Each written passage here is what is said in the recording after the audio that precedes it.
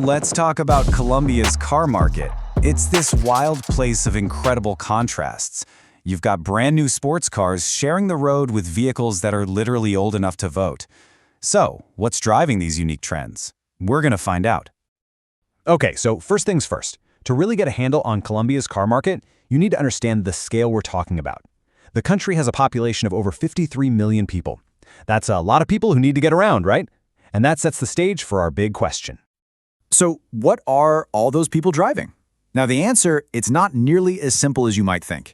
It actually opens up this whole world of fascinating contrasts, from old classics still chugging along to the shiniest new models just rolling off the lot.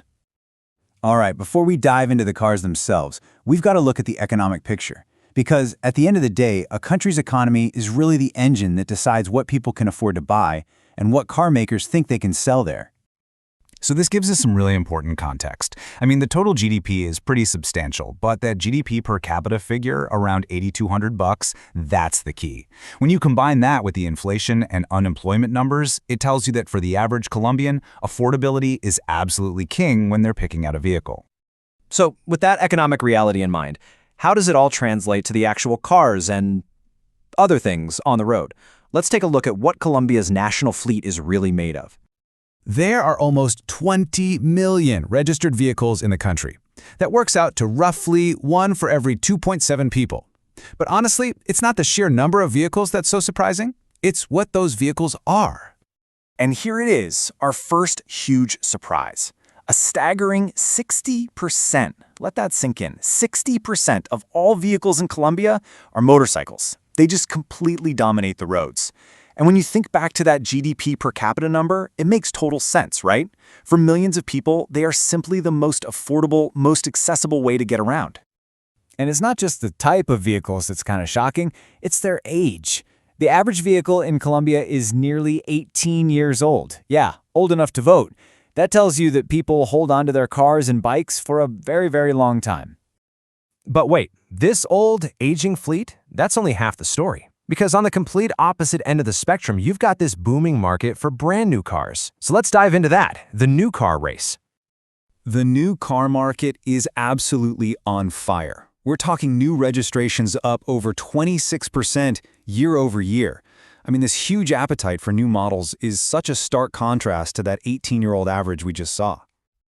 So who's winning this race? Well, it is incredibly tight. I mean, look at that. Kia and Renault are basically neck and neck for that top spot. This kind of intense competition between giants like Toyota, Mazda, and Chevy, it just goes to show you how valuable the Colombian market has become. So how did Kia manage to just barely clinch that #1 spot? Well, check this out. An incredible 40.5% jump in sales in just 1 year. That kind of explosive growth is just a perfect example of how dynamic this market really is. And what are people actually walking into dealerships and buying? Well, you can see a really clear preference for compact sedans and small SUVs, things like the Kia K3 and the Mazda CX-30. It's that mix of value, efficiency, and just a bit of versatility that's clearly hitting the sweet spot. But, the sticker price is just the beginning of the story. For any driver, the ongoing cost of fuel is a massive factor. And that brings us to a really critical piece of this whole puzzle, the cost of energy. And wow, the difference here is just striking. A liter of gasoline is going to set you back about $1.14, but the equivalent amount of electricity you'd need to go the same distance? Just 48 cents. That is a huge difference in running costs. So let's recap.